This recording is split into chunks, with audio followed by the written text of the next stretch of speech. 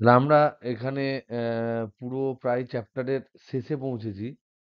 এটা হচ্ছে আমরা ০তম সূত্র এটা করেছি। ১ম সূত্র করেছি। Yes, process. তাহলে হ্যাঁ, হ্যাঁ। ১ম সূত্রটা আমরা পড়েছি। ঠিক? এখান থেকে আমরা পড়েছি dq = du প্লাস dw। তারপর আমরা দেখলাম এইগুলো সম্বন্ধে কিউ সম্বন্ধে এটাই গৃহীত তাপ কখন 0 হয়, ডিউ কখন 0 হয়, ডিডব্লিউ কখন 0 হয়। এই সমস্ত প্রত্যেকটা পার্ট আমরা পড়েছি। ইউ হচ্ছে অভ্যন্তরীণ শক্তি। অভ্যন্তরীণ শক্তির সাথে তোমার আ এফ এর সম্বন্ধ কি? এফ মানে ডিগ্রিজ অফ ফ্রিডম। কৃতকার্য কাকে বলে? এই ডিডব্লিউটাকে আমরা সবসময় লিখতে পারি, ছোট্ট ডিডব্লিউটাকে লিখতে পারি পি ইনটু ডিভি। এবার তাহলে ডাব্লিউ ইকুয়াল টু হচ্ছে ইন্টিগ্রেশন পি ইনটু ডিভি।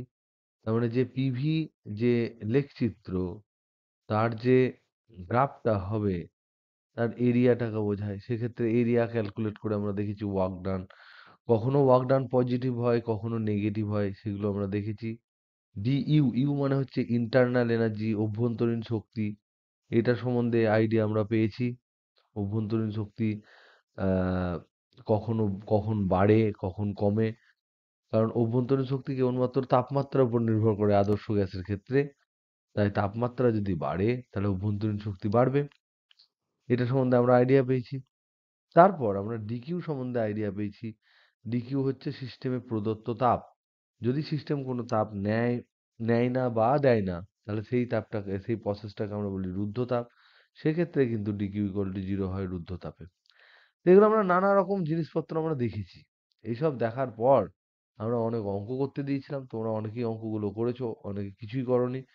তো যাই হোক, এইগুলো করার পর তোমরা অঙ্কগুলো আবার করার জন্য চেষ্টা করো। আজকে আমরা যেটা পড়বো সেটা হচ্ছে থার্মোডাইনামিক্সের দ্বিতীয় সূত্র,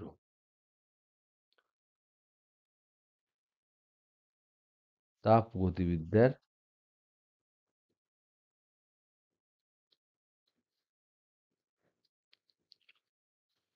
দ্বিতীয় সূত্র। এই তাপগতিবিদ্যার দ্বিতীয় সূত্রের অনেকগুলো স্টেটমেন্ট হয়, বিবৃতি হয়।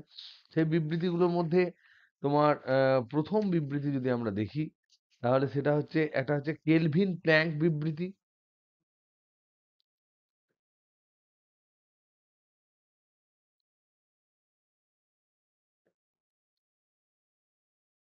কেলভিন আর প্ল্যাঙ্কের বিবৃতি, এদের একটা স্টেটমেন্ট আছে।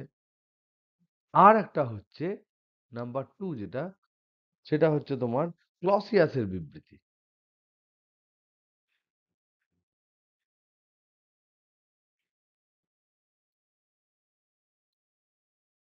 তাহলে একই সূত্র দুরকম ভাবে কথা বলেছে। একটা ইঞ্জিনের কথা বলেছে, ইঞ্জিন, আর একটা রেফ্রিজারেটরের কথা বলেছে। এই কেলভিন প্ল্যাঙ্ক ইঞ্জিনের কথা বলেছে, যে কোনো গাড়ির ইঞ্জিন বা যে কোনো ধরনের ইঞ্জিন। যে ইঞ্জিনগুলোতে তোমার ধরে নাও আমরা জানি যে ইঞ্জিনের ভিতরে কি জ্বলে। আগের দিন বলেছিলাম ইঞ্জিনের ভিতরে কি জ্বলে। কোন একটা স্কুটি যে কেউ চালায় তার ইঞ্জিনের ভিতরে কি জ্বলে, কি থাকে? আগুন জ্বলে। তা আগুন জ্বলে মানে ওখানে কিছু বাতাস আছে। সেই বাতাস হচ্ছে সিস্টেম, সংস্থা। তাহলে ইঞ্জিনটা হচ্ছে ইঞ্জিনের মধ্যে আগুন জ্বলছে। তাহলে ইঞ্জিনটা হচ্ছে একটা সংস্থা। ইঞ্জিনের ক্ষেত্রে বলছে। আর ক্লসিয়াসের বিবৃতি হচ্ছে এটা হচ্ছে রেফ্রিজারেটরের, ফ্রিজের জন্য বলছে। তাহলে ইঞ্জিনে কি হয়? ইঞ্জিনে একটা জায়গায় আগুন জ্বলে। ইঞ্জিনে এবার বিবৃতিটা আমি আগে বলে দিই, তারপর আমি ধীরে ধীরে জিনিসটাকে বোঝাবো। বলছে এমন কোনো ইঞ্জিন তুমি তৈরি করতে পারবে না, এমন কোনো ইঞ্জিন তৈরি করা যায় না, এমন কোনো ইঞ্জিন সৃষ্টি করা যাবে না,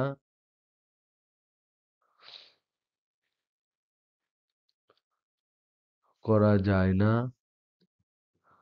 যার ক্ষেত্রে যার ক্ষেত্রে উৎস থেকে উৎস থেকে প্রাপ্ত মোট তাপই উৎস থেকে প্রাপ্ত মানে আগুন যেটা জ্বলছে ইঞ্জিনের ভিতরে সেই আগুনের টোটাল তাপটাই যান্ত্রিক শক্তিতে পরিণত হয়।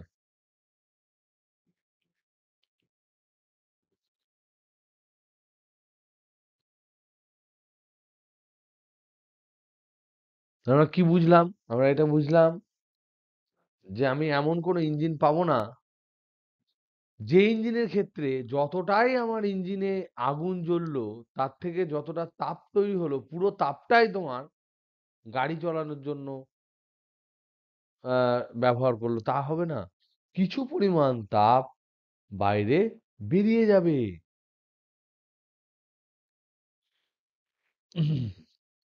কিছু পরিমাণ তাপ নষ্ট হবে।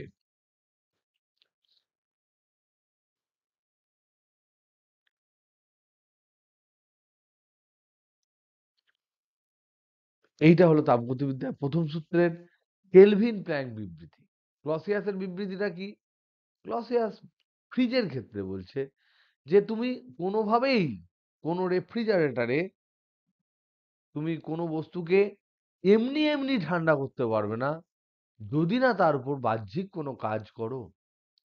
তাহলে কোনো যন্ত্র দ্বারা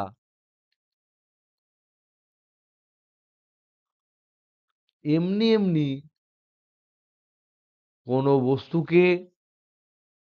বস্তুর উষ্ণতা কমাতে পারবে না। উষ্ণতা কমাতে পারা সম্ভব নয়। এগুলো বই থেকে কিন্তু ক্লিয়ার তোমরা ভাষাটা লিখে নিও। যদি তুমি করতে চাও তাহলে কাউকে ঠান্ডা করা মানে কি? উষ্ণতাটাকে তুমি ঠান্ডা থেকে তুমি তাপকে পরিচালনা করছো ঠান্ডা থেকে গরমের দিকে। কোন একটা ধরে নাও এখানে ফ্রিজের মধ্যে বুঝতে পারছো কি বলছি? এটা ধরো চিকেনের লেগ পিস আছে, কথার কথা। এটা ফ্রিজ। ফ্রিজের মধ্যে চিকেনের লেগ পিস আছে, সেখান থেকে হিটটা ঢুকে যাচ্ছে কোনো একটা মেশিনে যেখানে চলে, সেই হিটটা আবার বেরিয়ে যাচ্ছে বাইরে, বাইরেটা গরম। তাহলে আমরা নর্মাল কি জানি? আমরা নর্মাল জানি বেশি উষ্ণ বস্তু থেকে তাপ কম উষ্ণ বস্তুর দিকে যায়। কিন্তু ফ্রিজের ক্ষেত্রে কি হয়? ফ্রিজের ক্ষেত্রে হচ্ছে যে ঠান্ডা তাকে আরো ঠান্ডা করতে হয়। তার মানে কম উষ্ণ বস্তু থেকে তাপ শুষে নিতে হয়। শুষে নিয়ে বেশি উষ্ণ পরিবেশে ছেড়ে দিতে হয়। কথাটা বুঝতে পারছো আমি কি বলছি? বুঝতে পারছো আমি কি বলছি? সাধারণত সাধারণত তাপ কোন দিক থেকে কোন দিকে যায়? বেশি উষ্ণ থেকে কম উষ্ণর দিকে যায়। কিন্তু ফ্রিজের ক্ষেত্রে বা রেফ্রিজারেটরের ক্ষেত্রে যে কোনো ঠান্ডা যারা করে তাদের ক্ষেত্রে যে ঠান্ডা ধরে নাও একটা আইসক্রিম থাকলো ভেতরে বা চিকেনের পিস থাকলো বা মাছ রেখে দিল বা যা রেখে দিল সবজি শাক সবজি যা রাখা থাকে ফ্রিজে সেগুলো থেকে প্রথমে তাপ শোষণ করা হয়। শোষণ করে কে? একটা প্রসেস। ওর ভেতরে যে মোটর আছে সেগুলো, ওর মধ্যে যে যন্ত্র আছে সেটা। সে ওখান থেকে তাপটা শোষণ করে। শোষণ করলো মানে তাপটা তাহলে চিকেন থেকে ফ্রিজের কোনো একটা যন্ত্রে এলো। তারপরে সেই যন্ত্র থেকে কোথায় চলে যাবে? বাইরে বাতাসে চলে যাবে। তো বাতাস তো এমনিই গরম ছিল। তাই বলছে যে কোনো তুমি যন্ত্রে এমনি এমনি তাপমাত্রা কমাতে পারবে না। মানে মানে কি? মানে হচ্ছে তুমি শীতল বস্তু থেকে উষ্ণ বস্তু থেকে এমনি এমনি তাপ তুমি সরাতে পারবে না। বাহ্যিক কাজের প্রয়োজন পড়বেই। মানে এটা মানে হচ্ছে যে শীতল শীতল বস্তু থেকে উষ্ণ বস্তুতে উষ্ণ বস্তুতে তাপ প্রবাহ এমনি এমনি সম্ভব নয়। হবে না কেন? এমনি এমনি হবে না। বাহ্যিক কাজ করতে হবে। বাহ্যিক কার্য করতে হবে। মানে এখানে বাহ্যিক কার্য বলতে কি বোঝায়? ফ্রিজে কি এমনি চিকেন রেখে দিলে চিকেন ঠান্ডা হয়ে যায়? কি করতে হয় গো? কি করতে হয় আমাদের ফ্রিজটাকে? তুমি দোকান থেকে একটা ফ্রিজ কিনে নিয়ে এলে। নিয়ে এসে তার মধ্যে চিকেন, মাটন সব দামি, দামি জিনিস রেখে দিলে। ফ্রিজটা কি এমনি সবাইকে ঠান্ডা করে দেবে? আমাদের কি করতে হবে?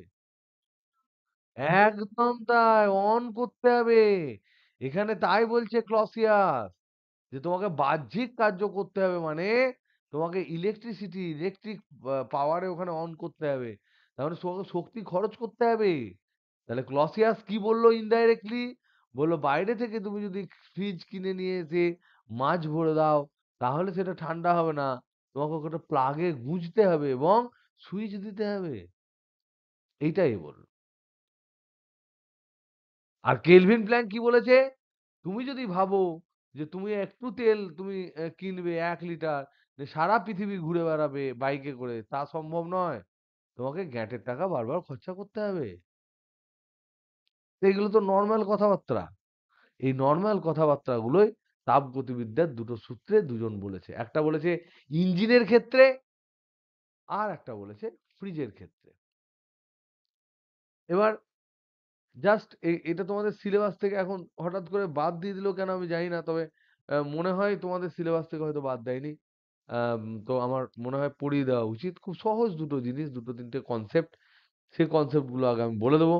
সেটা হচ্ছে একটা তাপীয় উৎস, তাপ গ্রাহক বলতে কি বোঝায়? একটা হচ্ছে রিজার্ভার, তাপের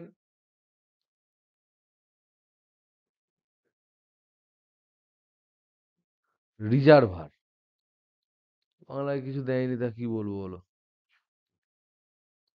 এটাকে ইংরেজিতে বলা হয় হিট রিজার্ভার।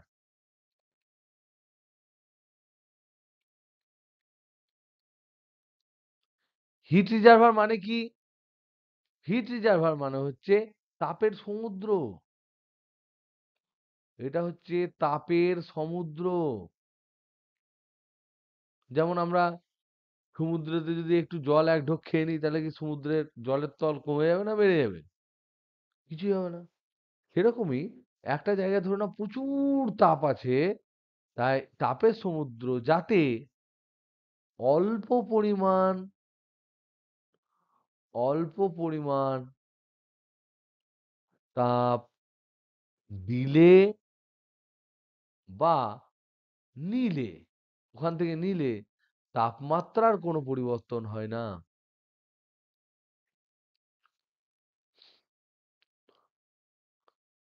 পরিবর্তন হয় না। এইটাকে বলা হয় হিটের রিজার্ভার। এবার এগুলোর এক্সাম্পল কি? যেমন ধরে নাও, এক্সাম্পল হচ্ছে আমাদের এখন ধরে নাও পুরো রামপুরহাটের ওয়েদার। এইটা ধরে নাও তোমার একটা বাড়ি। এই বাড়িটা ধরে নাও সিস্টেম। আর তার চারিদিকে যে বাতাস আছে, পুরো এলাকাটার যে বাতাস আছে, ধরে নাও পুরো রামপুরহাট এলাকাটার কথা বলছি। এই রামপুরহাট এলাকার যে টোটাল এলাকার যে বাতাসটা আছে সেইটা ধরে নাও সারাউন্ডিং। এটা ধরে নাও পরিপার্শ্ব বা সারাউন্ডিং। এবার তুমি বলো, যদি তুমি যদি তুমি একটু এখানে তোমার বাড়িতে একটু হিটারে ১ কাপ চা করে খাও, তাহলে কি রামপুরহাট সব গম, গম করে গরম হয়ে উঠবে? হ্যাঁ কি না? তাহলে রামপুরহাটের টোটাল যে বাতাস, সেই বাতাসটাকে আমি হিট রিজার্ভার বলতে পারি। কারণ তুমি ১ কাপ কফি খেলে, কে ১ কাপ চা খেলো, কে ফ্রিজ চালালো, তাতে কিন্তু খুব একটা টেম্পারেচারের বিশাল পরিবর্তন হবে না। তাহলে অল্প পরিমাণ যদি আমি তাপ দিই, অল্প তাপ নিই, তাহলে সেক্ষেত্রে যদি কোনো রকম ভাবে উষ্ণতার পরিবর্তন না হয়, তাহলে তাকে আমি বলব হিট রিজার্ভার। এটা তো আমি একটা বড় হিট রিজার্ভার বললাম। এটা বড় হিট রিজার্ভার। ছোট হিট রিজার্ভার কি হবে? ধরো তোমার একটা জল ফুটছে, এনে তুমি স্টোভ জ্বালিয়েছো, ঠান্ডায় কাঁপছো, তাই তুমি বললে যে একটু গরম জল খাই তো দেখি, আমার শরীরটা ঠিকঠাক লাগে কিনা দেখি। বলে এখানে জলটাকে তুমি ফোটাতে লেগেছো, জল ফুটছে। এবার বলো তো দেখি, এই জল ফুটছে সেখানে তুমি ফুটতে, ফুটতে হঠাৎ দেখা গেল যে তুমি একটু হয়তো আ ২-৪ ফোঁটা ঠান্ডা জল ডুবিয়ে দিলে, ফেলে দিলে। তাহলে কি জলটা কি হঠাৎ করে একদম 0 ডিগ্রিতে চলে যাবে? বা তুমি একটা ঠান্ডা চামচা ডুবিয়ে দিলে ওর মধ্যে। তাহলে কি চামচার টেম্পারেচারে পুরো চলে যাবে? যাবে না, জলটা তখনও ফুটবে। তার মানে আমি যদি অল্প পরিমাণ এই ফুটন্ত জলে যদি অল্প পরিমাণ অন্য কোনো পদার্থ, অন্য কোনো উষ্ণতার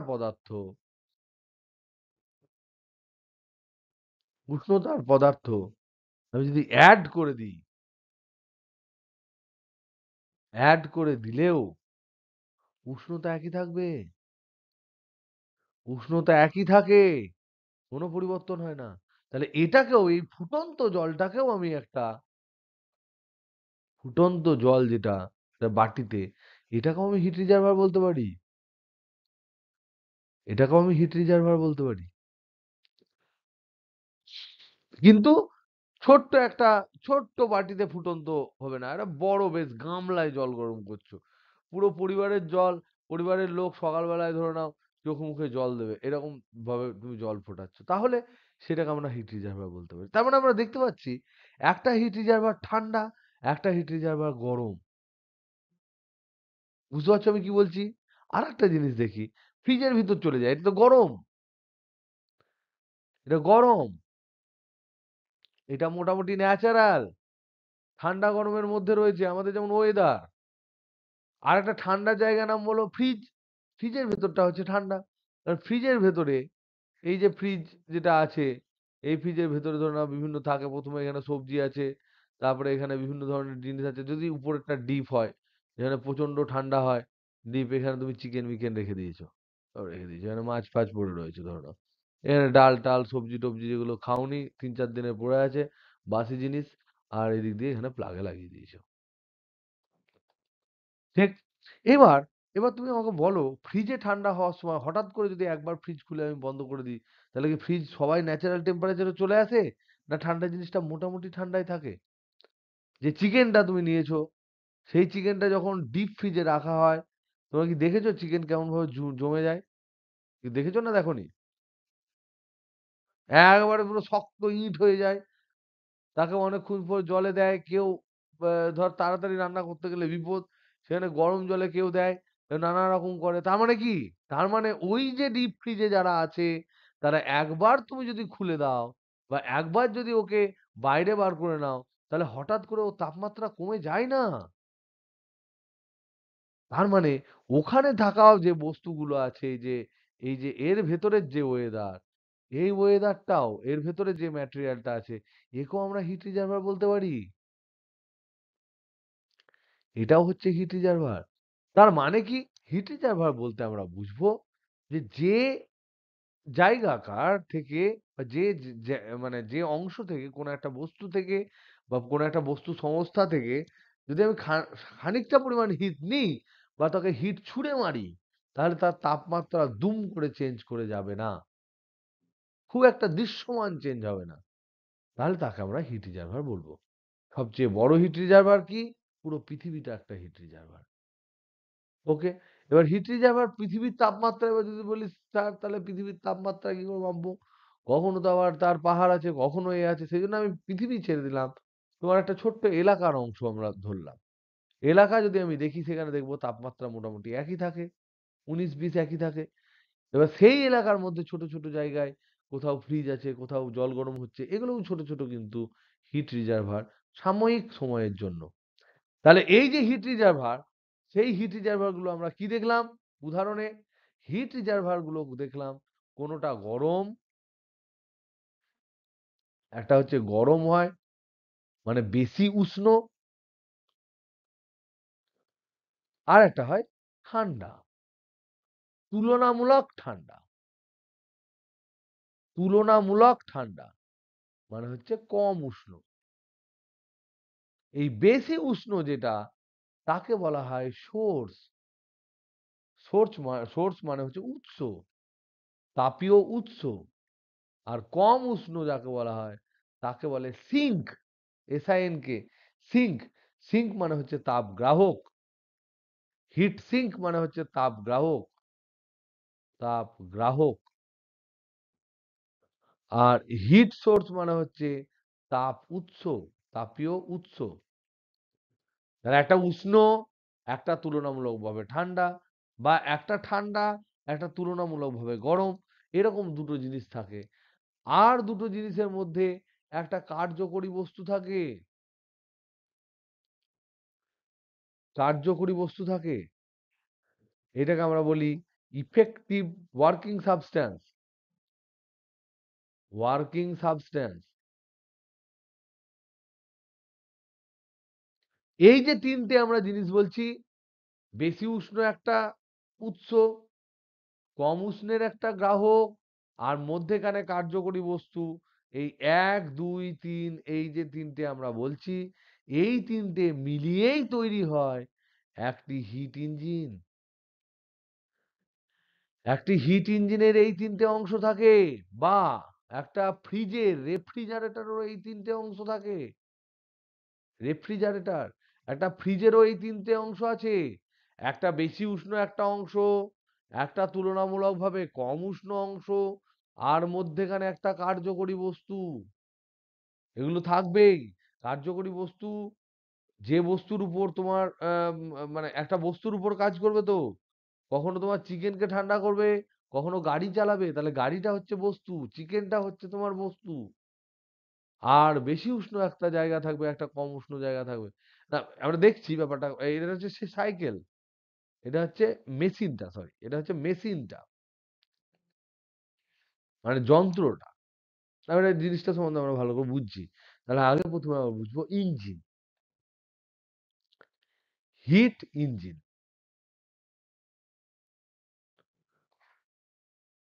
হিট ইঞ্জিন যদি আমরা একটা, ধরে নাও একটা গাড়ির কথা আমরা আলোচনা করি।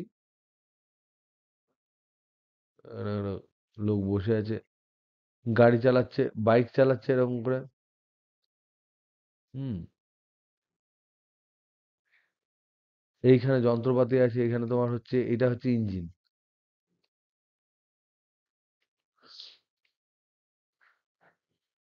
চশমা পরে গাড়ি চালাচ্ছে ধরে নাও, হু হু হু হু করে গাড়ি চালাচ্ছে। এই যে বু বু করে গাড়ি ও চালাচ্ছে ঠ্যাং দিয়ে, এখানে বিভিন্ন জায়গায় ঠ্যাং দিয়ে, তোমার কখনো ক্লাচ, কখনো গিয়ার, কখনো ডান হাতে করে বু বু বু করছে। এই যে বিভিন্ন ধরনের কাজ তুমি করে গাড়িটা চালাচ্ছ, এই ক্ষেত্রে তোমার প্রথম কথা হচ্ছে, এখানে যদি তোমাকে জিজ্ঞেস করে যে এই গাড়ি চালনা করার সময় তাপ উৎস কোনটা, তাপ গ্রাহক কোনটা, আর কার্যকরী বস্তু কোনটা,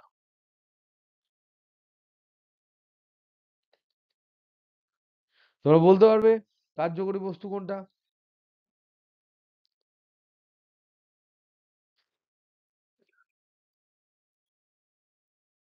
তাপ উৎস হচ্ছে একদম ইঞ্জিনের আগুন।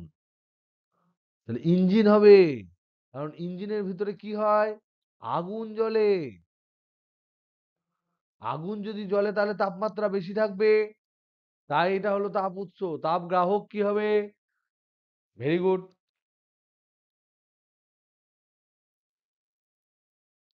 তাপ গ্রাহক কি হবে?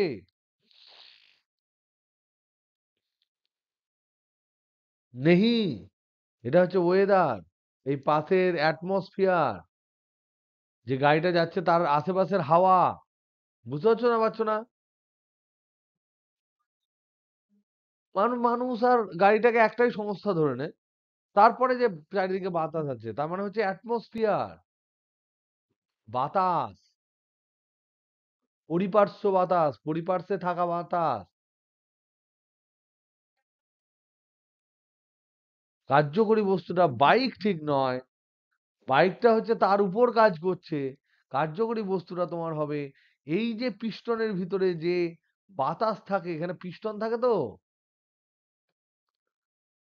এই পিস্টন থাকে, এরকম পরপর পরপর পিস্টন থাকে। এবার কি হয়, এই পিস্টনটা তোমার পিস্টন গরম হিট যখন হয় তখন কখনো এটা উপর দিকে উঠে, আবার উপর দিকে উঠে নিচে নামে, নিচে নামে, ডুব ডুব ডুব ডুব করে উঠে আবার নিচে নামে, ডুব করে উপরে উঠে নিচে নামে, ডুব করে উপরে উঠে নিচে নামে। এই যে প্রসেসটা হচ্ছে এর মধ্যে আমরা ধরে নিতে পারি একটা গ্যাস আছে। তাহলে পিস্টনের ভিতরে যে গ্যাসটা আছে সেই গ্যাসটা হচ্ছে তোমার কার্যকরী বস্তু, কারণ ওই গ্যাসটার উঁচু নিচু হওয়ার জন্যেই, ওই গ্যাসটা কখনো সংকোচন কখনো প্রসারণ হওয়ার জন্যেই ইঞ্জিন, ইঞ্জিনের মানে ইঞ্জিনের গরমের জন্য এটা হয়, ইঞ্জিনের পার্ট এটা, তার জন্য এই পেছনের চাকার সাথে এটা লাগানো থাকে। এবার যে এটা উঁচু নিচু হয় এটা তখন ঘুরতে শুরু করে, এটা উঁচু নিচু হয় উঁচু নিচু হয় এরকম, আর পিছনের চাকার সাথে ওটা কানেক্ট থাকে, কানেক্ট থাকলে সঙ্গে সঙ্গে ওটা এগিয়ে যাবে। মানে এই কার্যকরী বস্তু বলতে বোঝায় ইঞ্জিনের মধ্যে থাকা গ্যাস। ইঞ্জিনের মধ্যে থাকা গ্যাস, এটা হচ্ছে কার্যকরী বস্তু। তাহলে এইটাকে আমরা যদি একটা ছকে ছবি এঁকে যদি বোঝাই, তাহলে কিরকম বোঝাবো? বোঝাবো এরকম, এটা হচ্ছে একটা হিট রিজার্ভার, এটাও একটা হিট রিজার্ভার, এইটা হচ্ছে তোমার উৎস, তাপ উৎস, এর একটা নির্দিষ্ট তাপমাত্রা আছে, ধরে নিলাম T1 তাপমাত্রা, এটা ধরলাম তাপীয় গ্রাহক বা তাপ গ্রাহক, এর একটা উষ্ণতা আছে T2। এবার বলতো দেখি, এইটা যদি ইঞ্জিনটা হয়, ইঞ্জিনের চক্রটা হয়, তাহলে এই যে চক্রটা, এই চক্রটা মানে চক্র মানে কি চক্র বলছি, ওই যে পিস্টনের ভিতরে যে গ্যাসটা আছে, পিস্টনের ভিতরে যে কার্যকরী বস্তু বা গ্যাসটা আছে, সেই গ্যাসটা একবার সংকোচন হবে, এই গ্যাসটা কি হবে, সংকুচিত হবে, আবার প্রসারিত হবে, সংকুচিত প্রসারিত, সংকুচিত প্রসারিত, মানে পিস্টনে ঢুকবে উপরে উঠবে, ঢুকবে উপরে উঠবে, এই যে সংকুচিত প্রসারিত হবে বারবার, সংকুচিত প্রসারিত হওয়ার সময়, তাহলে আমি বলতে পারি বারবার একটা চক্রাকার আকারে এটা হচ্ছে, একই ভলিউম বারবার ফিরে পাচ্ছি। তাহলে এবার আমাকে বলো, এই সংকোচন প্রসারণের জন্য ও হিট কোথা থেকে নেবে, তাপ উৎস থেকে নেবে না তাপ গ্রাহক থেকে নেবে? এই যে সংকোচন প্রসারণ, সেটাকেই আমি দেখালাম এরকম চক্রাকারে, সংকোচন প্রসারণটাকে। এবার আমাকে বলতো এই সংকোচন প্রসারণের জন্য পিস্টনের যে প্রয়োজনীয় তাপ, সেই তাপটা কোথা থেকে নেবে, উপরটা থেকে নেবে না নিচটা থেকে নেবে? তাপ উৎসটা কি, নিচ থেকে নেবে, তাহলে তাহলে তো ওয়েদার, নিচ মানে তো তাপ গ্রাহক মানে ঠান্ডা। তুমি যদি বলো নিচ থেকে নেবে, তাহলে তো কোনো বাইক রাখা থাকলেই বাইরে থেকে ও হিট নিয়ে অটোমেটিক চলতে শুরু করে দেবে, পেট্রোলের কোনো দরকার পড়বে না। ভুলটা বুঝতে পারলে? ভেতরটা কোথায়, তাপ উৎসটা কি, তাপ উৎসটা হচ্ছে আমার ইঞ্জিন, ইঞ্জিনের গরম, ইঞ্জিনটা হচ্ছে আমার তাপ উৎস, যেখানে আগুন জ্বলছে। তোর কনসেপ্ট ঠিক আছে, কিন্তু তাপ উৎসটা কি, উৎস মানে কি বেশি তাপমাত্রা, বেশি তাপমাত্রা কি ইঞ্জিনের ক্ষেত্রে, আগের পাতায় কি দেখলাম, হিট ইঞ্জিনের ক্ষেত্রে বেশি উষ্ণ জায়গা হচ্ছে ইঞ্জিন নিজে যেখানে আগুন জ্বলছে, আর কম উষ্ণ ঠান্ডা কে, এটা হচ্ছে পরিপার্শ্ব গ্যাস, পরিপার্শ্ব ওয়েদারটা, আমাদের চারিদিকে যে বাতাসটা আছে, পরিপার্শ্ব বাতাস, গাড়ির বাইরের যে বাতাসটা আছে সেইটা। তার মানে তাপ নেবে হিট থেকে, তাপ ঢুকবে চক্রে, ধরলাম Q1 ঢুকলো, তারপর কিছু কাজ হবে, ভট ভট ভট ভট ভট ভট করে গাড়ি চলতে শুরু করলো, কাজ হবে, কিন্তু তার সাথে সাথে অবশ্যই যেটা হবে সেটা হচ্ছে কিছু পরিমাণ হিট তোমার বাইরে বেরিয়ে যাবে। তাহলে তাপ উৎস থেকে যে তাপটা ঢুকলো Q1, সেটা পুরোপুরি ডাব্লু তে কনভার্ট করা যাবে না, কিছুটা তোমার Q2 হতেই হবে। এইটা হচ্ছে Kelvin Planck KP statement. Kelvin Planck মানে কেপি। কেপির বিবৃতি কি? কেপি বলছে যে আমি উচ্চ উষ্ণতা থেকে যে তাপটা নেব, কোনো ইঞ্জিন এরকম পাবো না যে উচ্চ উষ্ণতা থেকে তাপ যতটা নিলাম সবটাই আমি কাজে পরিণত করে দিলাম, কিছু পরিমাণ তাপ নষ্ট করলাম না, এমন কোনো ইঞ্জিন কোনোভাবেই মহাবিশ্বে এক্সিস্ট করতে পারে না। তাহলে কেমন থাকে? কিছু পরিমাণ তাপ নিয়ে আমি যেই বাহ্যিক কৃতকার্য কিছু পরিমাণ করব, করার পর আমি দেখব পুরোটা করতে পারছি না, কিছু পরিমাণ হিট আবার ঠান্ডা গ্রাহকে চলে যাবে, তাপীয় গ্রাহকে চলে যাবে।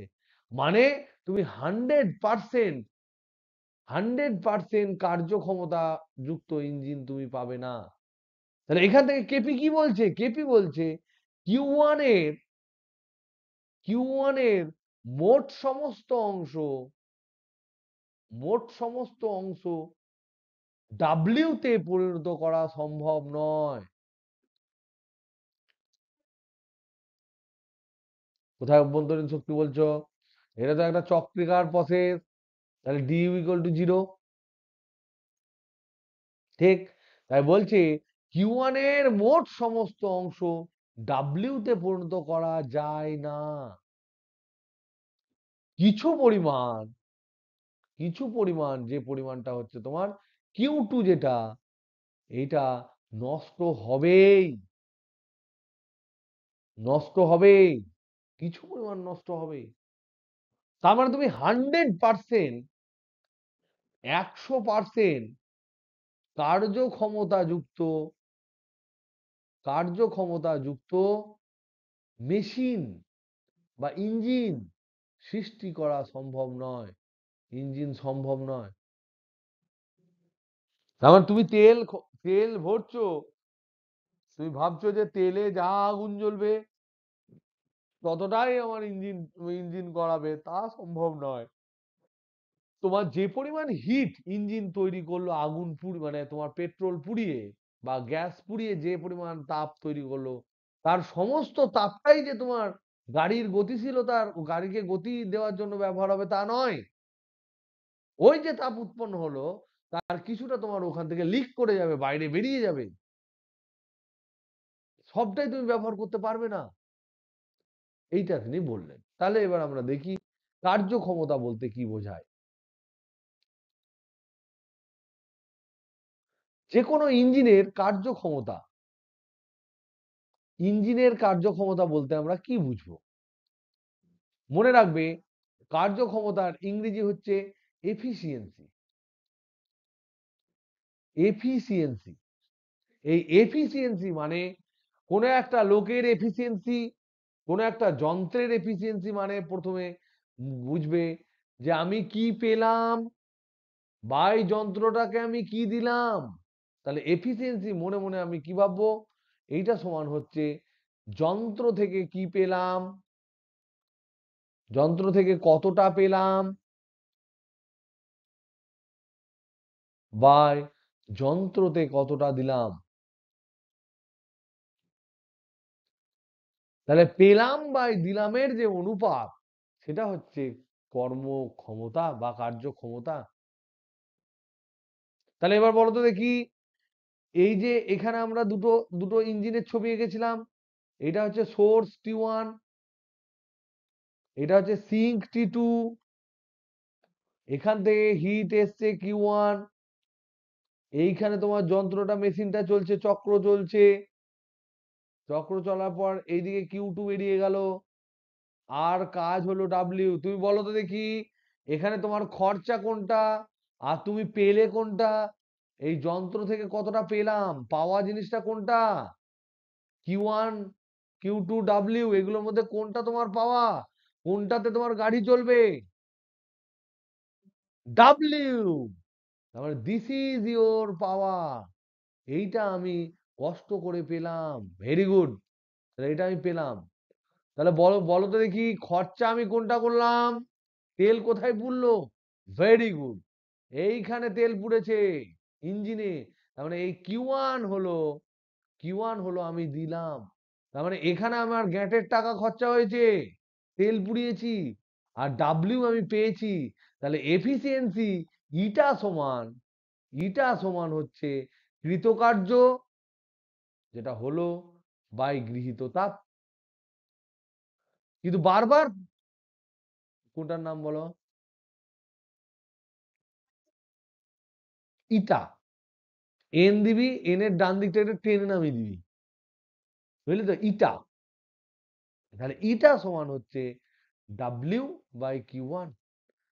এবার দেখো তো দেখি, এখানে যে কিউ ওয়ানটা গিয়েছে, এই কিউ ওয়ানটা কত অংশে ভাগ হয়েছে? হ্যাঁ বলো বলো বলো, কি বলছো?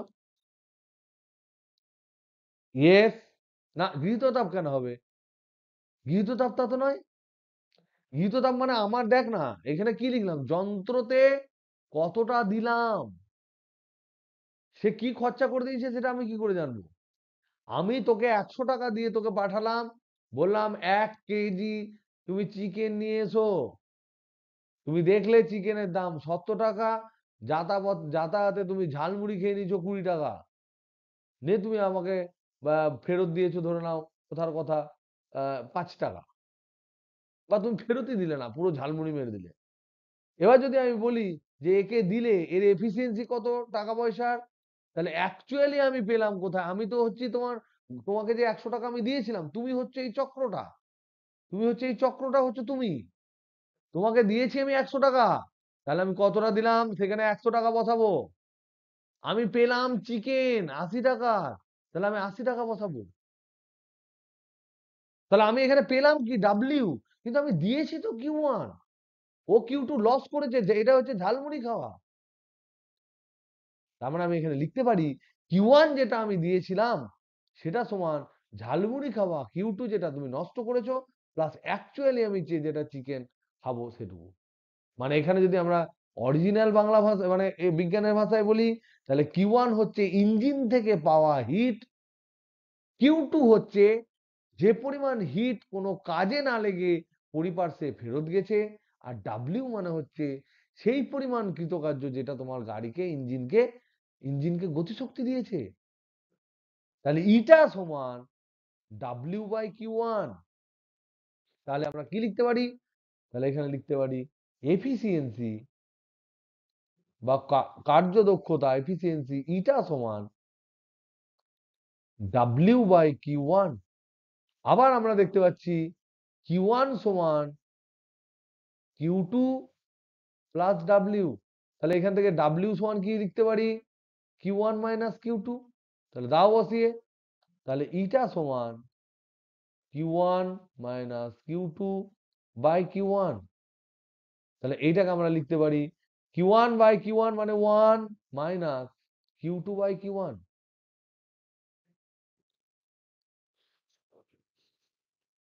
এটা বুঝতে পারছো না, পারছো না?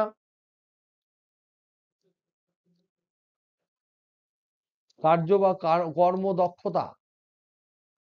এবার দেখো এখানে আমরা যেটা লিখতে পারি, এই যে তাপমাত্রা, এর একটা টি ওয়ান তাপমাত্রা আছে, আর এর একটা টি টু তাপমাত্রা আছে। এই তাপমাত্রাগুলো এদের ফিক্স থাকে। এখানে কিউ ওয়ান ঢুকেছে, এখানে কিউ টু ঢুকেছে, এখানে ডাব্লিউ হয়েছে। তো দেখা যায় যে এখানে যে তাপমাত্রা যতটা থাকে তার সাথে কিউ ওয়ান সমানুপাতিক হয়, এখানে যে তাপমাত্রাটা থাকে তার সাথে কিউ টু সমানুপাতিক হয়। তাহলে যে বেশি গরম সে বেশি হিট দেবে, যে কম গরম সে কম হিট দেবে বা নেবে। তার মানে এখানে একটা থিওরি আছে, এইখান থেকে জানা যায় Q one by Q two সমান T one by T two. এটা মনে রাখবে। তাহলে এখান থেকে আমি লিখতে পারি 1 minus Q two by Q one আছে, তাহলে কি লিখবো? T two by T one.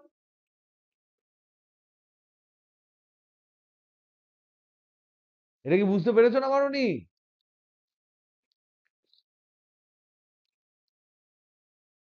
গৃহীত তাপ, ঠিক। তাই জন্য গ্রাহকের তাপমাত্রার সাথে সমানুপাতিক। আর কিউ ওয়ান হচ্ছে উৎস থেকে আসছে, তাই উৎস তাপমাত্রার সাথে সমানুপাতিক। তাহলে ইটা সমান, এই দুটো ফর্মুলা আমাদের মনে রাখতে হবে। এবার ধরো তোমাকে একটা প্রবলেম দিল কেউ, বলল যে কোনো একটি ইঞ্জিনের প্রবলেম, কোনো একটি ইঞ্জিনের ইঞ্জিনের কোনো একটি ইঞ্জিনের উৎস এবং কি ওটার নাম, গ্রাহকের উষ্ণতা যথাক্রমে যথাক্রমে 227 ডিগ্রি সেন্টিগ্রেড এবং 27 ডিগ্রি সেন্টিগ্রেড। ইঞ্জিনটির কর্মদক্ষতা কত, এফিসিয়েন্সি কত, কি ফর্মুলা বসাবে? তাহলে এখানে যে সোর্স, এই যে সিঙ্ক, এটা উৎস, এটা হচ্ছে, হ্যাঁ ওটা প্রথম, এটা হচ্ছে গ্রাহক। তাহলে প্রথম কাজ হচ্ছে, এটা হচ্ছে তোমার এইটা, এখানে এটা T1, এটা T2, এদিকে W, এদিকে Q1, এদিকে Q2। তাহলে আমরা কি জানি ফর্মুলা? ইটা সমান 1 - T2/T1। এই যে T2, এই যে T1 দেখেছো, এগুলো সব হচ্ছে কেলভিনে। কত হবে দেখা যাক। তাহলে T1 সমান বেশি উষ্ণ মানে এইটা, তাহলে ক্যাপিটাল T1 সমান দেখো, এই ডিগ্রি সেন্টিগ্রেড চলবে না। যেমন আমরা প্রতিটা অঙ্কতে এসআই ছাড়া অন্য কিছু জিনিস সহ্য করি না, তেমন হিটের প্রবলেম করতে গেলে ডিগ্রি সেন্টিগ্রেড কিন্তু ফর্মুলায় বসে না। কেবলমাত্র কেবলমাত্র তোমার চার্লসের সূত্রের যে সূত্র, সেখানে ডিগ্রি সেন্টিগ্রেড থাকে। তাও আলটিমেটলি ওটা ভি প্রপোর্শনাল টু টি হয়ে যায়, বড় টি হয়ে যায়। তো যাই হোক, এটাকে আমরা লিখবো 227 দেওয়া আছে, তার সাথে 273 যোগ করে দেবো, তাহলে এত কেলভিন হবে। তাহলে এটা কত হবে? 500 কেলভিন, হ্যাঁ কি না? যোগ করো। T2 সমান কত দিয়েছে? শুধু 27, তাহলে শুধু 27 প্লাস 273 করে দিচ্ছি, তাহলে এটা হবে 300 কেলভিন। তাহলে T2 মানে 300, এটা 500, তাহলে বসাও। তাহলে ইটা সমান হচ্ছে 1 - 300/500। তাহলে 1 - 3 এর 5 মানে 2 এর 5। তাহলে কত পার্সেন্ট? 40%। 2 এর 5 যেটা বেরোলো, 2 এর 5 যেটা বেরোলো, তার সাথে 100% গুণ করতে পারি, তার মানে হচ্ছে 40%। বুঝতে পেরেছো না পারোনি? Clear? Hello hello hello hello, বুঝতে পেরেছো তো? ওকে। এবার হচ্ছে তোমার আমরা পড়বো রেফ্রিজারেটর। ফ্রিজের ক্ষেত্রে কি হয় সেটা দেখবো।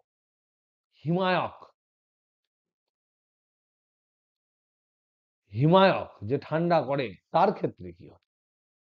তার ক্ষেত্রে আমরা প্রথম আইডেন্টিফাই করব, চেনার চেষ্টা করব উৎসটাকে, আমরা চেনার চেষ্টা করব গ্রাহককে। তাহলে তাপ উৎসটা কোনটা সেটা আমরা জানার চেষ্টা করব, তাপ গ্রাহক কোনটা সেটা জানার চেষ্টা করব। ইংরেজিতে এর নাম হচ্ছে সোর্স, এর নাম হচ্ছে সিঙ্ক। আর ম্যাটেরিয়াল তো আমরা জানি, যে যন্ত্রে ওই যে যে গ্যাসটা দেয়, একটা গ্যাস দেয়, দেখেছো না? দেখো নি ফ্রিজে বা এসিতে বলবে তোমার গ্যাস শেষ হয়ে গেছে, তাই ঠান্ডা হচ্ছে না, বলে না? বলে না? কোনোদিন এই কথাটা শুনেছো? হ্যাঁ,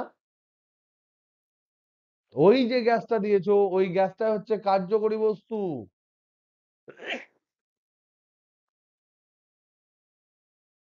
ওটাই তোমার ঠান্ডা গরম, ওটাই তোমার প্রসারণ সংকোচন, প্রসারণ সংকোচন হয়, তার ফলেই সবকিছু কাজকর্ম হয়। তাহলে এটা হচ্ছে ওয়ার্কিং সাবস্টেন্স, যেটা অ্যাকচুয়ালি কাজ করে।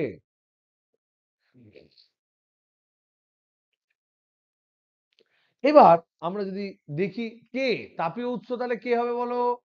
সোর্স কে, সিঙ্ক কে। তাহলে কার কার ঠান্ডা মানে টেম্পারেচার বেশি, কার টেম্পারেচার কম?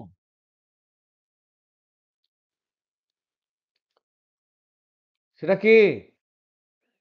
সোর্স না সিঙ্ক? Very good. না, সেটা তাপ গ্রাহক হবে। তাহলে ফ্রিজের মধ্যে থাকা আধ করবে তো, কিন্তু ও তো ঠান্ডা। আধ খাওয়া ক্যাডবেরি যেটা থাকে, থাকে না অনিদা, অর্ধেক খেয়ে রেখে দিস না। ওই যে এটা রেখে দিয়েছিস, সেটা হচ্ছে তোমার তাপগ্রাহক। কারণ ঠান্ডা। বা চিকেন রান্না, আর রান্না করা হয়নি সেই চিকেন, মাটন, এই ধরনের যে সমস্ত জিনিসগুলো থাকে, এর সাথে সাথেও কিছু ইম্পর্টেন্ট জিনিস থাকে। কি? সেটা হচ্ছে আদা রাখে মা, দেখবি আদা রসুন যা পারবে সব রেখে দেয়। তারপর দেখবি 3 দিনের চাটনি, এই সমস্ত জিনিস যেগুলো সব থাকবে সেগুলো হচ্ছে সব তোমার তাপগ্রাহক। কারণ এগুলো ঠান্ডা, আরো ঠান্ডা সেগুলো হবে। আর উৎস কি তাহলে? কোনটা গরম? ফ্রিজের ফ্রিজ যখন চালাও তখন গরম কোন দিকে যায়? কোনখানে ফ্রিজের গরমটা বেরিয়ে যায়?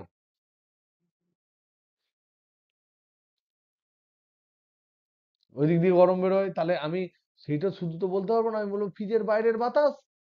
তাহলে পরিপার্শ্ব, সারাউন্ডিং। ফ্রিজের ফ্রিজের বাইরের বাতাস, বা যে ঘরে রাখা হয়েছে, তাহলে যে ঘরে ফ্রিজ থাকে, একটু ফ্রিজটা কি চালিয়ে দিলে ঘরটা টটর টটর করে সবাই ঘামতে শুরু করে দিই? তা তো নয়। একটু ধরো ফ্রিজ যদি চালিয়ে দিই, তাহলে কি এলাকার লোক সবাই ঘামতে শুরু করে দেয়?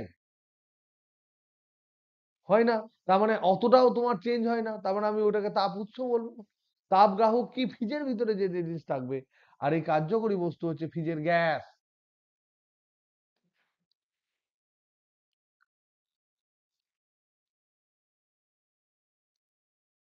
না, না, না, তা তো নয়। যেটা বেশি উষ্ণ সেটাকে আমরা নাম দিয়েছি তাপ উৎস। যেটা তুলনামূলক কম উষ্ণ তাকে আমরা নাম দিয়েছি তাপগ্রাহী। তাহলে তুমি আমাকে বলো, বাইরে ধরে নাও ফ্রিজের বাইরে থাকা একটা ধরে নাও ফ্রিজের বাইরে থাকা একটা ডালের বাটি, আর ফ্রিজের ভিতরে থাকা একটা ডালের বাটি, কোনটা ঠান্ডা? তাহলে ভিতরটা সেজন্য তাপগ্রাহী লিখেছি।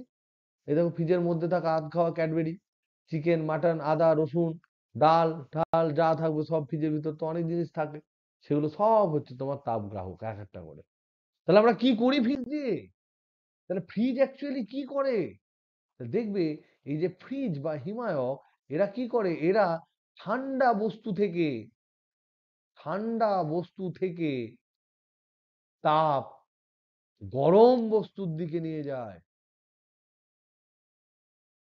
বস্তুর দিকে পাঠায়,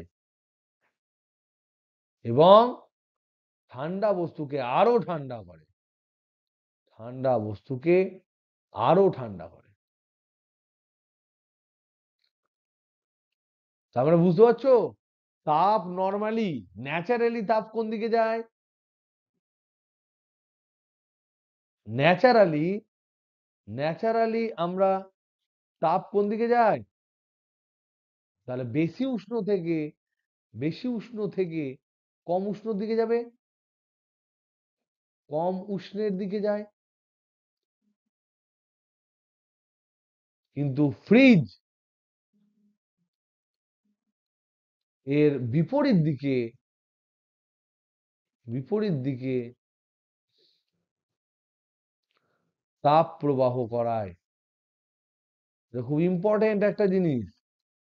দাঁড়া, এক মিনিট। এটা খুব ইম্পর্টেন্ট জিনিস। তার মানে আমরা যদি ছবি আঁকি, নেক্সট পাতায় যদি, এক মিনিট, বাবা ফোন করেছে, ওর কথাটা বলে নি।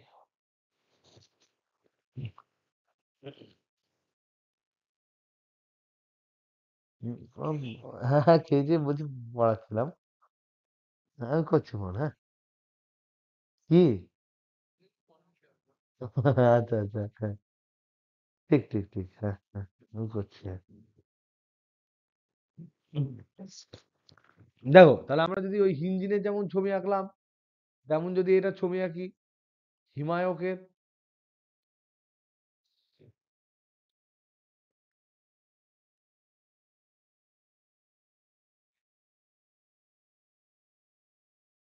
এটা T1 ধরো, এটা T2, এটা উৎস, এটা হচ্ছে তোমার কি, উৎস আর তাপগ্রাহী, গ্রাহক, গ্রাহক, তাই তো? তাহলে এই গ্রাহকের জায়গায় কি থাকবে? এইখানে থাকবে তোমার, এইখানে থাকবে তোমার চিকেনের লেগ পিস গুলো, এখানে তোমার থাকবে ক্যাডবেরি গুলো, এরকম বিভিন্ন ভাবে থাকবে। তোমাদের এখানে খেয়ে নিয়েছে কেউ, খাওয়া শেষ এগুলো, এই সমস্ত জিনিসগুলো এখানে পড়ে থাকবে এখানে। সেখান থেকে বা এখানে মাছ থাকলো একটা, মাছের তোমার কাটা মাছ থাকলো ধরে নাও, এরকম একটা মাছ থাকলো। তো এই মাছ থেকে হিটটা প্রথমে শুষে নেবে। কে শুষবে?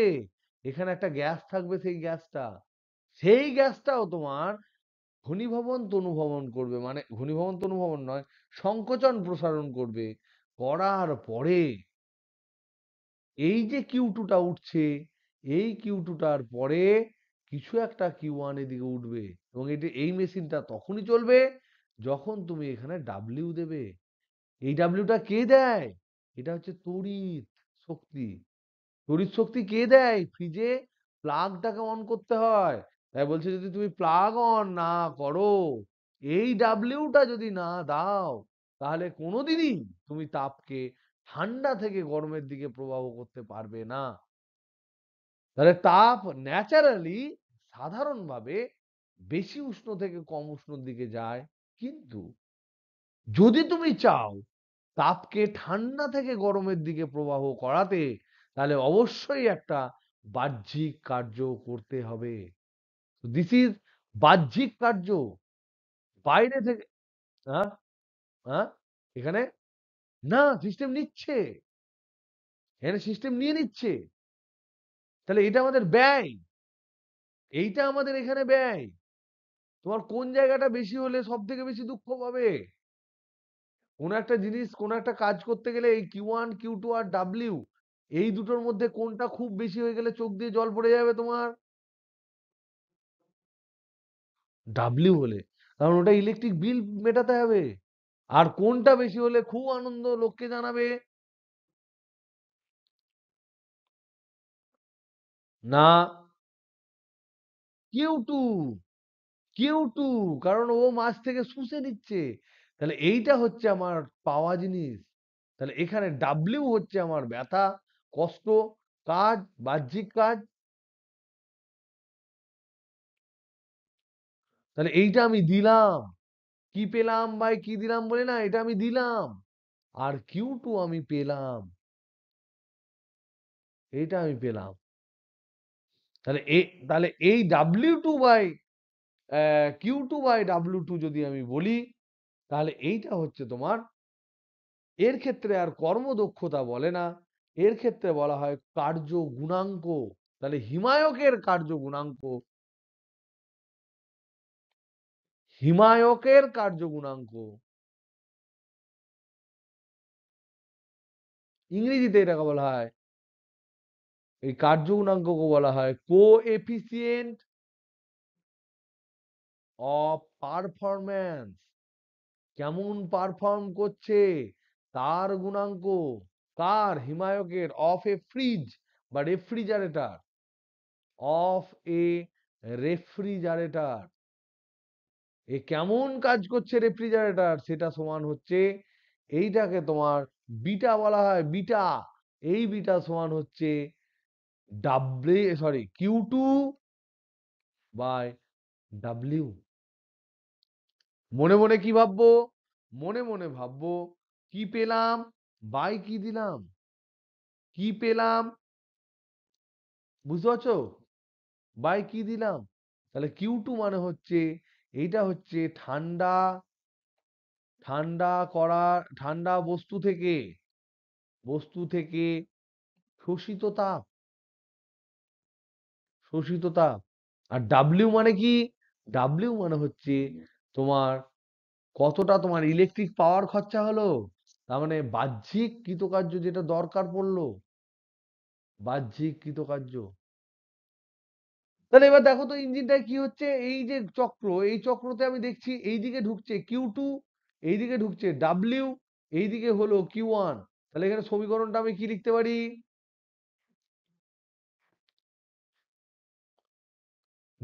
Q1 Q2 এর মধ্যে সম্পর্ক কি লিখতে পারি? হুম,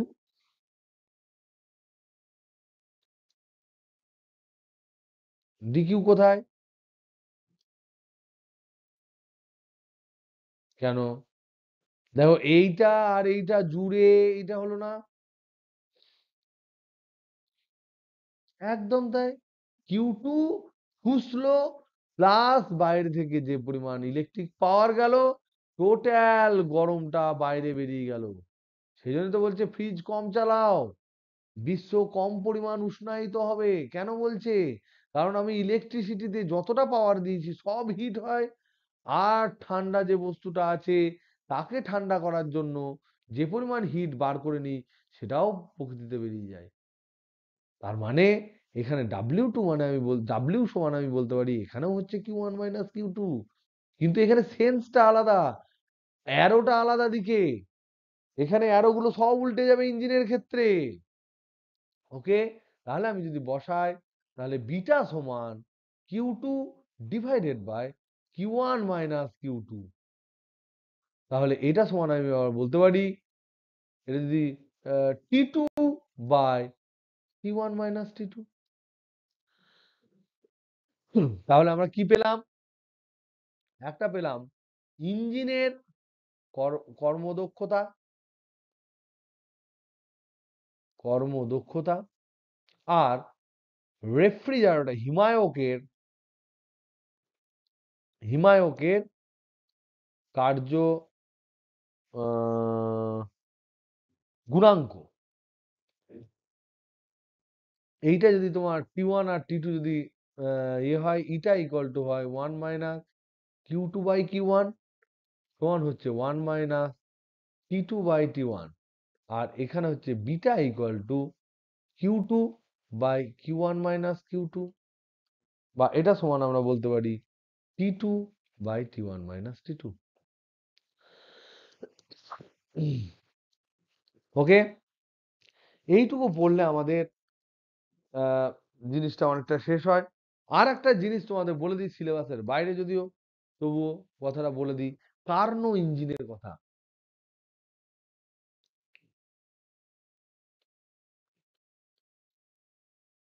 কার্নো ইঞ্জিন ইংরেজি কি নাম? CARNOT, কার্নট, কিন্তু টি এর উচ্চারণ হয় না। কার্নো সাইকেল, কার্নো চক্র। বিজ্ঞানী কার্নো বলেছে, বিজ্ঞানী কার্নো বলেছে যে তুমি আহ, তুমি মেনলি হচ্ছে একটা চক্র থাকে, সাইকেল থাকে। তাহলে যে কোনো ইঞ্জিন, যে কোনো ইঞ্জিনে কি হয়, যে কোনো ইঞ্জিনে যে গ্যাসটা থাকে সেই গ্যাসটা চক্রাকারে, চক্রাকারে কি হয়, সংকুচিত এবং প্রসারিত হতে থাকে।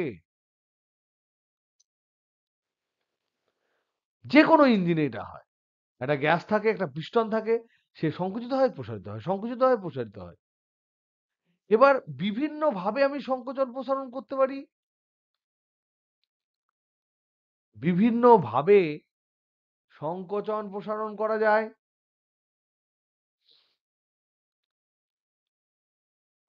করা যায়, কিন্তু বিজ্ঞানী কারণও বলছে যদি ওর প্রসেসে তুমি সংকোচন প্রসারণ করো তাহলে তুমি সব থেকে বেশি এফিসিয়েন্সি পাবে। তাহলে বিজ্ঞানী কারণও কি বললেন? বিজ্ঞানী কারণও একটা সাজেশন দিলেন যে যদি যদি দুটি সমষ্ণ এবং দুটি রুদ্ধতাপের, রুদ্ধতাপ পদ্ধতির মাধ্যমে, রুদ্ধতাপ পদ্ধতির মাধ্যমে, পদ্ধতির মাধ্যমে চক্রাকারে কোনো গ্যাসকে সংকুচিত এবং প্রসারিত করা হয়, সংকুচিত প্রসারিত করা হয়,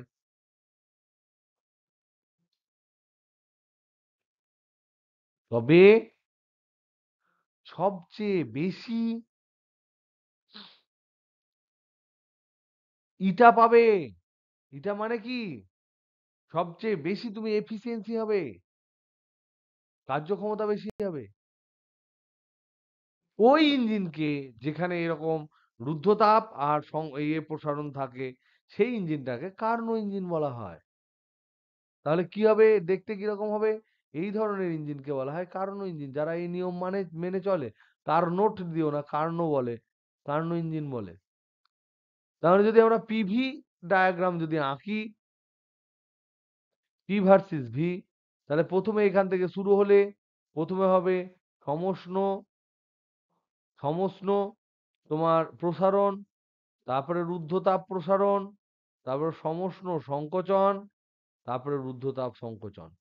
এইটা হচ্ছে কার্নো চক্র। এটা কার্নো চক্র। তোমাদের নিটের সিলেবাসেও বার করে দিয়েছে, জয়েন্টের সিলেবাসেও বার করে দিয়েছে। নইলে আমি এটা সম্বন্ধে অনেক কথা বলতাম, আর বলার দরকার নেই। এটা হচ্ছে এ, বি, সি, ডি। এই যে এ থেকে বি যে প্রসেস, এটা হচ্ছে তোমার এটা হচ্ছে সমষ্ণ, সমষ্ণ প্রসারণ, প্রসারণ। তারপরে বি থেকে সি এ, এটা হচ্ছে রুদ্ধতাপ প্রসারণ, রুদ্ধতাপ প্রসারণ। ভলিউম বাড়ছে মানে প্রসারণ, এদিকে ভলিউম বাড়ছে মানে প্রসারণ। সি থেকে ডি এ, এটা ভলিউম কমছে দেখো, তাহলে সংকোচন, এটা সমষ্ণ সংকোচন, সমষ্ণ সংকোচন। আর ডি থেকে এ যেটা, সেটা হচ্ছে ঝাম করে উপর দিকে উঠছে, ভলিউম কমছে, এটা হচ্ছে রুদ্ধতাপ সংকোচন। তাহলে বলো তো দেখি, কোন দুটো লাইনের মধ্যে, কোন দুটো, এ থেকে বি, বি থেকে সি, সি থেকে ডি, ডি থেকে এ, কোন কোন জায়গার মধ্যে সিস্টেম হিট নেবে, কোথায় হিট ছাড়বে, কোন জায়গায় হিট নেবে, কোন জায়গায় হিট ছাড়বে, বলো তো দেখি।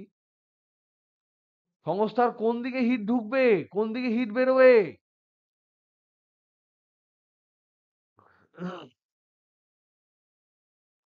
সংস্থা কখন হিট শোষণ করবে? রুদ্ধতাপ প্রসেসে সংস্থা তাপ শোষণ করে না, করে না? করে না। তাহলে রুদ্ধতাপ যেগুলোতে আছে, এইটা আর এইটা, এই দুটোতে কোনো তাপ আদান প্রদান হবে না, আদান প্রদান নেই, বন্ধ। তাহলে কি বেঁচে থাকলো? একটা এ থেকে বি আর একটা সি থেকে ডি। তাহলে এখানে এই বি থেকে সি হচ্ছে D Q equal to zero, তাহলে হিট নিল না। এখানেও D Q equal to zero. আর এটাও একটা সমষ্ণ, এটাও সমষ্ণ। তাহলে এর তাপমাত্রা কনস্ট্যান্ট ধরলাম আমি T1, এর তাপমাত্রা কনস্ট্যান্ট ধরলাম T2। তাহলে দেখো তো দেখি, এখানে যদি সিস্টেমের ভলিউম বাড়াতে হয়, তাহলে বাইরে থেকেও হিট নেবে না বাইরে হিট দেবে? তুমি দেখো তো, তুমি নিঃশ্বাস নাও, নিঃশ্বাস নিলে তোমার পুরো শরীরটা মোটা হয় না, হয় না? এমনি করে নিঃশ্বাস নিলে, তার মানে এখানেও সেরকম, এখানে হিট তোমার নেবে, কারণ ও প্রসারিত হচ্ছে Q1, আর সংকুচিত হয়ে যাচ্ছে মানে হুস করে খানিকটা হিট বার করে দিল Q2। এইটা হচ্ছে কার্নো চক্র। ওকে, এটা সম্বন্ধে আমি আর ডিটেলস কিছু বলছি না। আর একটা কথা, একটা ছোট্ট টপিক বলে দিই, সেটা হচ্ছে রিভার্সিবল এবং ইরিভার্সিবল প্রক্রিয়া, প্রত্যাবর্তক এবং অপ্রত্যাবর্তক প্রক্রিয়া।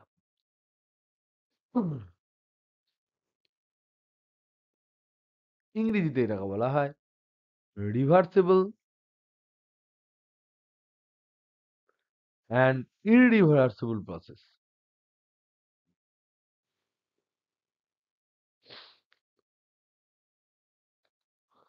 এটা মানে কি? মানে হচ্ছে যে ধরে নাও, আমি কোনো একটা গ্যাসকে একটু সংকোচন করেছি বা প্রসারণ করেছি। একদম ধীরে ধীরে ধীরে ধীরে ধীরে ধীরে করেছি। যদি আমি মানে ওই প্রসেসটাকে আবার পুনরায় ব্যাক করে যদি নিয়ে আসি, তাহলে যদি এক্স্যাক্টলি আগের অবস্থায় ফিরে আসে, তাহলে আমি তাকে রিভার্সিবল বলবো। ধরে নাও একটা গ্যাসের অবস্থা বলতে কি বোঝায়? এখানে ১ নাম্বার একটা গ্যাস আছে। কি বোঝায়? অবস্থা বলতে কি বোঝায় বলো? টি, এনটি, পিভিটি ধরলাম, গ্যাসের পরিমাণ একই। তাহলে এইগুলো দিয়ে গ্যাসের কেমন কন্ডিশন আছে বোঝা যায়। তাহলে এবার এই গ্যাসটা ধরো প্রাথমিক অবস্থা। এবার এখান থেকে আমি কোনো একটা প্রসেসে, মানে তাকে চাপ দিয়ে হোক, তার ভলিউমে করে হোক, তার তাপমাত্রা বাড়িয়ে হোক, যেমন তেমন করে আমি ধরে নাও কোনো একটা প্রসেসে একে পৌঁছে নিয়ে গেলাম। সেটা হচ্ছে ধরে নাও P2 V2 T2। তার হয়তো আয়তনও চেঞ্জ হয়ে গেল, প্রেসারও চেঞ্জ হয়ে গেল, টেম্পারেচারও চেঞ্জ হয়ে গেল। এবার যদি যদি আমি এই প্রসেসটাকে যদি আমি ব্যাক করে আনি আবার এখানে, এখান দিয়ে এটা হচ্ছে ফরওয়ার্ড, এটা হচ্ছে ১ নাম্বার প্রসেস। এইখান থেকে এইদিকে নিয়ে গেছি। তাহলে 1 to 2, এটা 1 to 2। যদি আমি 2 to 1 করি এবং আবার যদি আমি এক্সাক্ট প্রাথমিক অবস্থায় আসতে পারি, তাহলে এই যে পদ্ধতি, যে পদ্ধতিতে আমি নিয়ে এসছি, সেই পদ্ধতিটা হচ্ছে প্রত্যাবর্তক প্রক্রিয়া। কি বুঝলে? কিছু বুঝতে পেরেছো কি বললাম? মানে ধরে নাও কোনো একটা গ্যাসে তুমি পিস্টনটাকে, এই পিস্টন এখানে একটা এখানে কিছু গ্যাস আছে, এখানে পিস্টন আছে। এবার পিস্টনটাকে ঢিলে ঠিলে এখানে প্রেসার দিয়ে, তাহলে প্রথমে এরকম কন্ডিশনে আছে, ধরে নাও এটা ১ নাম্বার কন্ডিশন। এর পিভিটি আছে, কিছু P1 V1 T1 আছে। এবার দিলে পিস্টনটাকে ঠেলে চেপে,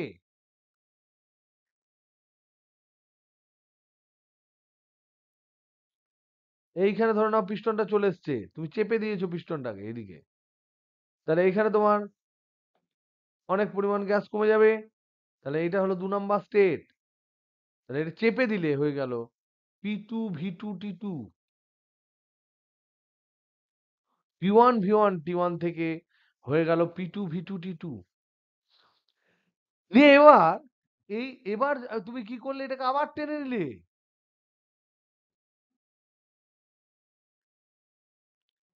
টেনে নিয়ে পিস্টনটাকে এখানে নিয়ে গেলে।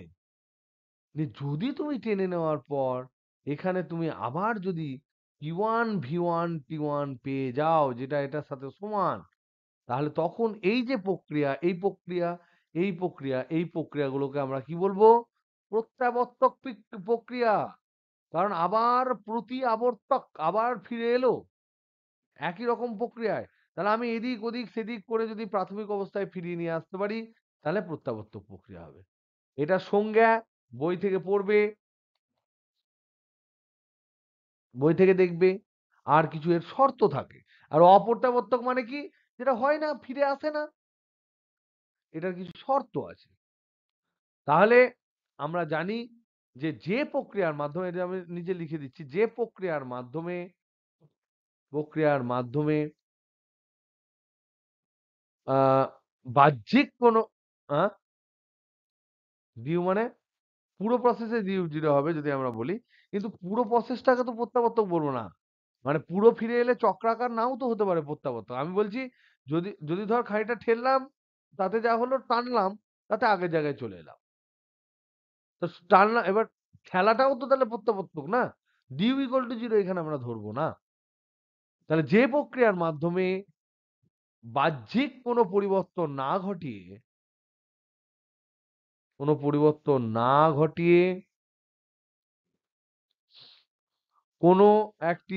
কোনো একটি সংস্থাকে পুনরায় পুনরায় তার প্রাথমিক অবস্থায় ফেরত আনা সম্ভব, তার প্রাথমিক অবস্থায় ফেরত আনা সম্ভব,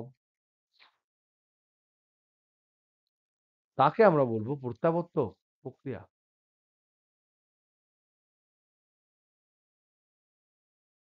শর্ত কি? শর্ত হচ্ছে প্রসেস খুব স্লো হবে, প্রসেস খুবই স্লো হবে,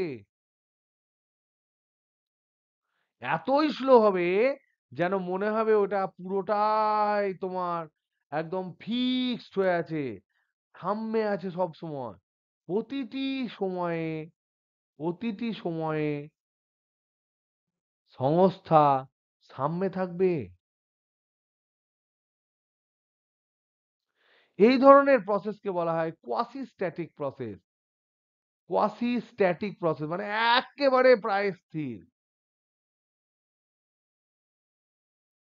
আর ২ নাম্বার শর্ত হচ্ছে যে কোন রকম কোন অবক্ষয়ী বল থাকবে না। অবক্ষয়ী বল থাকবে না। অবক্ষয়ী বল মানে কি? মানে হচ্ছে ফ্রিকশন, ঘর্ষণ বল, তারপর তোমার আ সান্দ্র বল, এই সবগুলো থাকবে না। আর যা শর্ত আছে সেগুলো তোমরা দেখে নিও। সম্ভবত এই দুটোই শর্ত থাকবে। তো এটা তোমরা একটু বই থেকে স্টাডি করে নিও। তাহলে স্টাডি ওকে? তাহলে বাই।